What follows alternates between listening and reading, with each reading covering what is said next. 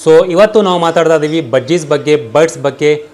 ಯಾವ ಬರ್ಡ್ಸನ್ನು ನಾವು ಒಯ್ಯಬೇಕು, ಯಾವ ಬರ್ಡ್ಸನ್ನು ನಾವು ಇಂಡಿವಿಜುವಲ್ ಆಗಿ ಇಡಬೇಕು, ಯಾವುದು ಬೆಸ್ಟ್ ಬರ್ಡ್ಸ್ ಇಡೋಕ್ಕೆ ಆ್ಯಸ್ ಎ ಪೆಟ್. ಸೊ ಬರ್ಡ್ಸನ್ನ ಪೆಟ್ಟಿಂಗ್ ಮಾಡಬೇಕಂದ್ರೆ ನೋಡ್ಕೊಬೇಕಂದ್ರೆ ಯಾವುದು ಬೆಸ್ಟ್ ಬರ್ಡ್ಸ್, ನೀವು ಅಪಾರ್ಟ್ಮೆಂಟಲ್ಲಿದ್ದರೆ ಯಾವುದು ಬರ್ಡ್ಸು ಚೆನ್ನಾಗಿರುತ್ತೆ, ನೀವು ಅಲೋನ್ ಇದ್ದೀರಾ ಇಂಡಿವಿಜುವಲ್ ಹೋಮಲ್ಲಿ ಆವಾಗ ಯಾವ ಬರ್ಡ್ ತೊಗೊಬೇಕು, ನೀವು ಅಪಾರ್ಟ್ಮೆಂಟಲ್ಲಿ ಯಾವ್ದು ಬರ್ಡ್ ತೊಗೊಬೇಕು, ಮತ್ತು ನೀವು ಸಿಟಿಯಲ್ಲಿದ್ದರೆ ಯಾವ ಬರ್ಡ್ಸ್ ನಿಮಗೆ ಸೂಟೇಬಲ್ ಆಗುತ್ತೆ, ಇದ್ರ ಬಗ್ಗೆ ಎಲ್ಲ ನಾನು ಮಾತಾಡ್ತೀನಿ. ಮತ್ತು ಯಾವ ಥರ ಇವ್ರನ್ನ ಟೇಮ್ ಮಾಡಬೇಕು, ಯಾವ ಥರನೇ ಪಾಲಿಸಬೇಕು, ಯಾವ ಥರ ಇವ್ರನ್ನ ನೋಡ್ಕೊಬೇಕು, ನಿಮ್ಮ ಕರೆದಂಗೆ ನೀವು ಕರೀದ ತಕ್ಷಣ ಇವ್ರು ಬರಬೇಕು, ನಿಮ್ಮ ಕೈಲಿ ಕೂತ್ಕೊಬೇಕು, ಆ ಥರ ನೀವು ಮಾಡ್ಬೋದು.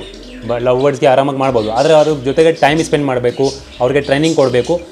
ಚಿಕ್ಕ ಮರಿ ಇರುವಾಗಲೇ ನೀವು ಟ್ರೈನಿಂಗ್ ಇದು ಪಾಲಿಸಬೇಕು. ದೊಡ್ಡ ತೊಗೊಂಬಂದು ನೀವು ಲವ್ ಬರ್ಡ್ಸ್ ಇರ್ಬೋದು, ಅಥವಾ ಫಿಂಚಸ್ ಇರ್ಬೋದು, ಅಥವಾ ನೀವು ಕೊಕಾಟೋ ಇರ್ಬೋದು, ಕಾಕ್ಟೇಲ್ ಇರ್ಬೋದು, ಕೊನೆಯೂರ್ಸಿದ ಅವರನ್ನು ಟ್ರೈನಿಂಗ್ ಮಾಡೋಕ್ಕಾಗಲ್ಲ, ಪಾಲಿಸೋಕೆ ಆಗಲ್ಲ. ಚಿಕ್ಕ ಇರುವಾಗಲೇ ತೊಗೊಂಬರ್ಬೇಕು. ಇದು ನೋಡಿ ಚಿಕ್ಕ ಮರಿಗಳು, 1 ತಿಂಗಳ ಮರಿಗಳು. ಈ ಥರ ಮರಿಗಳನ್ನು ಟೈಮ್ ಸ್ಪೆಂಡ್ ಮಾಡಿ ಡೈಲಿ ಅಟ್ಲೀಸ್ಟ್ 1 ಗಂಟೆ 1.5 ಗಂಟೆ ಇವ್ರಿಗೆ ಜೊತೆಲಿ ಸ್ಪೆಂಡ್ ಮಾಡಿ ಊಟ ಎಲ್ಲ ಕೊಟ್ಟು ನೋಡ್ಕೊಂಬಿಟ್ಟು ಆವಾಗ ನೀವು ಇವ್ರನ್ನ ತೇಮ್ ಮಾಡ್ಕೊಬೋದು. ತೇಮ್ ಮಾಡಿ ಇವ್ರನ್ನ ಆರಾಮಾಗಿ ನೀವು ಪಾಲಿಸಬಹುದು. ನೀವು ಕರೆದ ತಕ್ಷಣ ಬರ್ತಾರೆ, ನಿಮ್ಮ ಕೈಲಿ ಕೂತ್ಕೊಳ್ತಾರೆ, ನಿಮ್ಮ ಕೈಯಿಂದ ಊಟ ತೊಗೊಳ್ತಾರೆ. ಆ ಥರ ನೀವು ಟ್ರೈನಿಂಗ್ ಕೊಡ್ಬೋದು. ಯಾವಾಗ ಅಂದರೆ ಚಿಕ್ಕಿರುವಾಗ. ಇಲ್ಲಾಂದರೆ ಹ್ಯಾಂಡ್ ಫೀಡಿಂಗ್ ಚಿಕ್ಸ್ ಬರುತ್ತೆ. ಹ್ಯಾಂಡ್ ಫೀಡಿಂಗ್ ಚಿಕ್ಸಲ್ಲಿ ಏನಾಗುತ್ತೆ, ಹ್ಯಾಂಡ್ ಫೀಡಿಂಗ್ ಚಿಕ್ಸಲ್ಲಿ ನೀವು ಚಿಕ್ಕ ಇರುವಾಗ ನೀವು ಅವ್ರಿಗೆ ಟ್ರೈನಿಂಗ್ ಕೊಟ್ಟರೆ, ಟೇಮಿಂಗ್ ಮಾಡಿದರೆ ಅವರು ಕೂಡ ನೀವು ಹೇಳ್ದಂಗೆ ಮಾಡ್ತಾರೆ ಮತ್ತು ನಿಮ್ಮ ಕೈಲಿ ಕೂತ್ಕೊಳ್ತಾರೆ.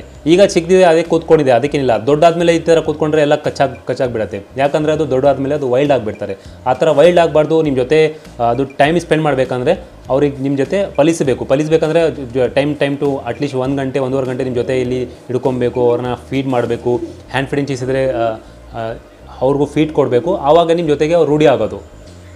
ನೀವು ಅಪಾರ್ಟ್ಮೆಂಟಲ್ಲಿದ್ದರೆ ಫಿಂಚಸ್ಸು ನನ್ನ ಪ್ರಕಾರ ಒಳ್ಳೆಯದು. ಅದು ಬಿಟ್ಟರೆ ಯಾಕಂದರೆ ಫಿಂಚಸ್ಸು ಭಾಳಷ್ಟು ಸ್ವೀಟ್ ಸೌಂಡ್ ಬರುತ್ತೆ, ಅಷ್ಟು ಸೌಂಡ್ ಶಬ್ದ ಬರಲ್ಲ, ಮತ್ತು ಈಸಿಯಾಗಿ ನೀವು ಚಿಕ್ಕ ಕೇಜಲ್ಲಿ ಇಡ್ಬೋದು. 2 ಫೀಟ್ 3 ಫೀಟ್ ಕೇಜಲ್ಲಿ ಇಡ್ಬೋದು. ಅದಕ್ಕೆ ಅದು ಸುಲಭವಾಗಿ ನಾನು ಅದು ರೆಕಮೆಂಡ್ ಮಾಡ್ತೀನಿ. ಅದು ಬಿಟ್ಟರೆ ನೀವು ಲವ್ ಬರ್ಡ್ಸು ಕೂಡ ಇಡ್ಬೋದು, ಅದು ಬಡ್ಜೀಸು ಕೂಡ ಇಡ್ಬೋದು. ಬಡ್ಜೀಸ್ ಸ್ವಲ್ಪ ಸೌಂಡ್ ಮಾಡ್ತಾರೆ. ಅದಕ್ಕೆ ಮೇಲ್ಗಡೆ ಯಾವ ಟವಲ್ ಆಗಿಬಿಟ್ರೆ ಇಲ್ಲಾಂದರೆ ಕತ್ಲಾಗಿಬಿಟ್ರೆ ಅದು ಸೌಂಡ್ ಮಾಡಲ್ಲ. ಬರೀ ಬೆಳಕಿರುವಾಗ ಸ್ವಲ್ಪ ಸೌಂಡ್ ಮಾಡ್ತಾರೆ, ಶಬ್ದ ಮಾಡ್ತಾರೆ ಅಷ್ಟೇ. ಆದರೆ ಭಾಳಷ್ಟು ಬ್ಯೂಟಿಫುಲ್ ಪೆಟ್ ಅಂತ ಹೇಳ್ಬೋದು ಇದು. ಯಾಕಂದರೆ ಈಸಿ ಟು ಕೇರ್. ಬರೀ ನೀವು ಕೇಜ್ ತೊಗೊಂಬನ್ನಿ, ಸ್ವಲ್ಪ ಹೈಡಿಂಗ್ ಪ್ಲೇಸ್ ಕೊಡಿ, ಟೈಮ್ ಟು ಟೈಮ್ ಫುಡ್ ಕೊಡಿ, ಟೈಮ್ ಟು ಟೈಮ್ ಅವ್ರಿಗೆ ಊಟ ಕೊಡಿ, ಮತ್ತು ನೀರು ಕೊಟ್ಟರೆ ಸಾಕು, ಆರಾಮಾಗಿ ಬಿಡುತ್ತೆ. ಜಾಸ್ತಿ ನಿಮಗೆ ಡಿಸ್ಟರ್ಬೆನ್ಸ್ ಮಾಡಲ್ಲ, ಜಾಸ್ತಿ ಅವ್ರಿಗೆ ಟೈಮು ನೀವು ಸ್ಪೆಂಡ್ ಮಾಡೋಂಗಿಲ್ಲ. ಅವರಲ್ಲಿ ಅವರು ನೋಡ್ಕೊಳ್ತಾ ಇರ್ತಾರೆ, ಜೀವನ ಮಾಡ್ತಾ ಇರ್ತಾರೆ, ನೀವು ಕೆಲಸ ನೋಡ್ಕೊಳ್ಳಿ. ಆ ಥರ ನೀವು ಪೆಟ್ಟಿಂಗ್ ಮಾಡ್ಬೋದು ಇದಕ್ಕೆ. ಆದರೆ ಅದು ಬಿಟ್ಟರೆ ಕೊಕಾಟೋ ಇರ್ಬೋದು, ಕೊಕಟೈಲ್ ಇರ್ಬೋದು, ಅದು ಬಿಟ್ಟರೆ ಸನ್ಕೋನ್ ಇರಬೇಕು. ಅವ್ರ ಜೊತೆಗೆ ಟೈಮಿಂಗ್ ಮಾಡೋದು ಸ್ವಲ್ಪ ಟೈಮ್ ಜಾಸ್ತಿ ಕೊಡಬೇಕು ಅವ್ರಿಗೆ. ಮತ್ತು ಸೌಂಡ್ ಜಾಸ್ತಿ. ಕೊಕಾಟೋ ಎಷ್ಟು ಶಬ್ದ ಮಾರುತ್ತೆ ಗೊತ್ತಪ್ಪ, ಶಬ್ದದಿಂದ ನೀವು ಮಲ್ಕೊಳ್ಳೋಕ್ಕಾಗಲ್ಲ, ಅಷ್ಟು ಶಬ್ದ ಮಾರುತ್ತೆ. ಕೊಕಾಟೋ ಇರ್ಬೋದು, ಸನ್ಕೋನ್ ಇರ್ಬೋದು. ಸನ್ಕೋನ್ ಇನ್ನೂ ಜಾಸ್ತಿ ಸೌಂಡು. ಒಳ್ಳೆ ಸ್ವೀಟ್ ಬರ್ಡ್ಸು, ಆದರೆ ಶಬ್ದ ಜಾಸ್ತಿ ಮಾರುತ್ತೆ ನೈಟಲ್ಲಿ, ಇಲ್ಲಾಂದರೆ ಅವರು ಅಲೋನ್ ಆಗಿಬಿಟ್ರೆ. ಅದಕ್ಕೆ ಸಿಟಿಯಲ್ಲಿದ್ದರೆ ನಾನು ಅದು ನಿಮಗೆ ರೆಕಮೆಂಡ್ ಮಾಡ್ತೀನಿ. ಸನ್ಕೋನ್ ಇಟ್ಕೊಳ್ಳಿ, ಮತ್ತು ಮನೆ ಮೇಲ್ಗಡೆ ಜಾಗ ಇದ್ದರೆ ಸನ್ಕೋನ್ ಇಟ್ಕೊಳ್ಳಿ, ಇಲ್ಲಾಂದರೆ ಕೊಕಾಟೋ ಕಾಕ್ಟೈಲ್ ಬರ್ಡ್ಸ್ ಇಟ್ಕೊಳ್ಳಿ, ಅದು ಬೆಸ್ಟು. ಅದು ಕೂಡ ಮಹತ್ವ ಇದೆ. ಅದು ಕೂಡ ಬಹಳಷ್ಟು ಬ್ಯೂಟಿಫುಲ್ ಮತ್ತು ಪೇರೆಂಟಿಂಗ್ ಮಾಡ್ಕೊಬೋದು. ಆದರೆ ಸೌಂಡ್ ಪ್ರಕಾರ ನಾನು ಡಿವೈಡ್ ಮಾಡ್ತಾರದು. ಸೌಂಡ್ ಯಾವ್ದು ಜಾಸ್ತಿ ಮಾಡುತ್ತೆ ಅದು ಸಿಟಿಯಲ್ಲಿ ಓಕೆ, ಸೌಂಡ್ ಯಾವುದು ಕಮ್ಮಿ ಮಾಡ್ತಾರೆ ಅವರು ಅಪಾರ್ಟ್ಮೆಂಟು ಮತ್ತು ಇಂಡಿವಿಜುವಲ್ ಹೋಮಲ್ಲಿ. ಅದು ಅಕ್ಕಪಕ್ಕಲ್ಲಿ ಜಾಸ್ತಿ ಯಾರಾದರೂ ಸೌಂಡ್ ಬಂದರೆ ಪ್ರಾಬ್ಲಮ್ ಕೊಡ್ತಾರೆ ಅಂದರೆ ಆವಾಗ ನೀವು ಫಿಂಚಸ್ಸು ಲವ್ ಬರ್ಡ್ಸು ಆರಾಮಾಗಿ ಇಡ್ಬೋದು. ಆಫ್ರಿಕನ್ ಲವ್ ಬರ್ಡ್ಸ್ ಅಲ್ಲ, ಇದಕ್ಕೂ ಬಡ್ಜೀಸು ಕೂಡ ಅಂತಾರೆ, ಲವ್ ಬರ್ಡ್ಸು ಕೂಡ ಅಂತಾರೆ. ಆಫ್ರಿಕನ್ ಲವ್ ಬರ್ಡ್ಸು ಕೂಡ ಸೌಂಡ್ ಮಾಡ್ತಾರೆ. ಅದು ಕೂಡ ನೀವು ಸಿಟಿಯಲ್ಲಿ ಅಥವಾ ಇಂಡಿವಿಜುವಲ್ ಹೋಮ್ ಇದ್ದರೆ ಇಟ್ಕೊಬೋದು. ಯಾಕಂದರೆ ಯಾರಿಗೂ ಡಿಸ್ಟರ್ಬೆನ್ಸ್ ಆದರೂ ನಮಗೇನು ಪ್ರಾಬ್ಲಮ್ ಇಲ್ಲ ಅಂದರೆ ಆವಾಗ ಇಟ್ಕೊಬೋದು. ಇದಕ್ಕೆ ಊಟದಲ್ಲಿ ನೀವು ಏನು ಕೊಡಬೇಕಂದ್ರೆ ಇದಕ್ಕೆ ಕೊಂಕಣಿ ಸೀಡ್ಸ್ ಬರುತ್ತೆ, ಅದು ಕೊಡ್ಬೋದು. ಸನ್ಫ್ಲವರ್ ಸೀಡ್ಸ್ ಬರುತ್ತೆ, ಅದು ಕೊಡ್ಬೋದು. ಕೊರೆಂಡರ್ ಲೀವ್ಸ್ ಬರುತ್ತೆ, ಅದು ಕೊಡ್ಬೋದು. ಡೈಲಿ ಇವ್ರನ್ನ ನೀರು ಚೇಂಜ್ ಮಾಡಬೇಕು. ಇವರು ತಿಂದು ಬಿಡಲಿ, ಕುಡಿಲಿ ಬಿಡಿ. ಯಾಕಂದರೆ ಇದು ಹೈಜೀನು, ಡೈರೆಕ್ಟ್ ಕಾಯಿಲೆ ಜಾಸ್ತಿ ಬಂದುಬಿಡುತ್ತೆ, ಫಾಸ್ಟಾಗಿ ಬಂದುಬಿಡುತ್ತೆ. ಅದಕ್ಕೆ ನೀವು ಡೈಲಿ ಇವರನ್ನು ನೀರು ಚೇಂಜ್ ಮಾಡಬೇಕು. ಕೇಜಲ್ಲಿ ನೀರು ಇದೆಯಲ್ಲ ಆ ನೀರನ್ನು ಚೇಂಜ್ ಮಾಡಬೇಕು. ಮತ್ತು ಇದರಲ್ಲಿ ಮೇಲ್ ಫಿಮೇಲ್ ಯಾವ ಥರ ಗಂಡು ಹೆಂಡು ಕಂಡುಹಿಡಬೇಕಂದ್ರೆ ವೈಟ್ ಮಾಡ್ಕೊಳ್ಳಿ. ಇದು ಮೇಲ್ಗಡೆ ವೈಟ್ ಬಂದರೆ ಅದು ಫಿಮೇಲ್ ಅಂತ, ಕಲರ್ ಬಂದರೆ ಅದು ಮೇಲ್ ಅಂತ. ಆ ಥರ ನೋಡಿಕೊಂಡು ನೀವು ಡಿಫ್ರೆನ್ಸಸ್ ಮಾಡ್ಕೊಬೋದು. ಆದರೆ ಇದು 1.5 ತಿಂಗಳು 2 ತಿಂಗಳಲ್ಲಿ ಹೇಳೋಕ್ಕಾಗಲ್ಲ. ಅಟ್ಲೀಸ್ಟ್ 2.5 ತಿಂಗಳು ಆದಮೇಲೆ ಆವಾಗ ಡಿಫ್ರೆನ್ಸ್ ಹೇಳೋಕ್ಕಾಗೋದು. ಇದು ನೋಡಿ, ಈ ಚಿಕ್ಕ ಮರಿ ನಾನು ರೀಸೆಂಟಾಗಿ ಲಾಸ್ಟಾಗಿ ವಿಡಿಯೋ ಮಾಡಿದ್ದೆ. ಆವಾಗ ಇನ್ನೂ ಮೊಟ್ಟೆಯಲ್ಲೇ ಇದ್ದರು ಇವರು. ಮೊಟ್ಟೆಲಿದ್ರು ಆಲ್ರೆಡಿ 1.5 ತಿಂಗಳಾಯಿತು. ಇವಾಗ ದೊಡ್ಡದಾಗಿಬಿಟ್ಟಿದ್ದಾರೆ. ಈಗ ಅವ್ರ ಅಪ್ಪ ಅಮ್ಮ ಇವ್ರನ್ನ ಆಚೆಗೆ ತಳ್ಳಿಬಿಟ್ಟಿದ್ದಾರೆ. ಯಾಕಂದರೆ ಈ ಸೈಜ್ ಆದರೆ ಅವ್ರಿಗೆ ಒಳಗಡೆ ಇಕ್ಕೊಳ್ಳಲ್ಲ, ಅವರು ತಳ್ಳಿಬಿಡ್ತಾರೆ. ಆವಾಗ ಕೆಳಗಡೆ ಕೂತ್ಕೊಂಡು ಇವರೇ ಊಟ ಮಾಡ್ಕೊಬೇಕು. ಕೆಲವೊಮ್ಮೆ ಅವ್ರ ಅಪ್ಪ ಇರ್ತಲ್ಲ ಗಂಡು, ಅವ್ನು ಬಂದು ಸ್ವಲ್ಪ ಫೀಡ್ ಮಾಡಿಸ್ತಾರೆ. ಕೆಲವೊಮ್ಮೆ ಅದೂ ಕೂಡ ಮಾಡಲ್ಲ. ಸೊ ಬಹಳಷ್ಟು ಪೆಟ್ಟಿಂಗ್ ಮಾಡಬೇಕಂದ್ರೆ ಅಪಾರ್ಟ್ಮೆಂಟು ಮತ್ತು ಇಂಡಿವಿಜುವಲ್ ಹೋಮಲ್ಲಿ ಇದು ಬೆಸ್ಟು. ಸೌಂಡ್ ಸ್ವಲ್ಪ ಜಾಸ್ತಿ ಬರುತ್ತೆ. ಸೌಂಡ್ ಇನ್ನೂ ಕಮ್ಮಿ ಬರಬೇಕಂದ್ರೆ ಫಿಂಚಸ್ ಬಹಳಷ್ಟು ಸ್ವೀಟ್ ಸೌಂಡ್ ಬರುತ್ತೆ, ಸೈಲೆಂಟಾಗಿ ಸ್ಲೋ ಆಗಿ ಸೌಂಡ್ ಮಾಡ್ತಾರೆ. ಫಿಂಚಸ್ ಭಾಳಷ್ಟು ಬರ್ಡ್ಸ್ ಒಳ್ಳೆ ಬರ್ಡ್ಸ್ ಅಂದರೆ ಬೇಗನೆ ಕಾಯಿಲೆ ಬರುತ್ತೆ, ಅದಕ್ಕೆ ಜಾಸ್ತಿ ಅವರು ಯಾರನ್ನೂ ಇಡಲ್ಲ.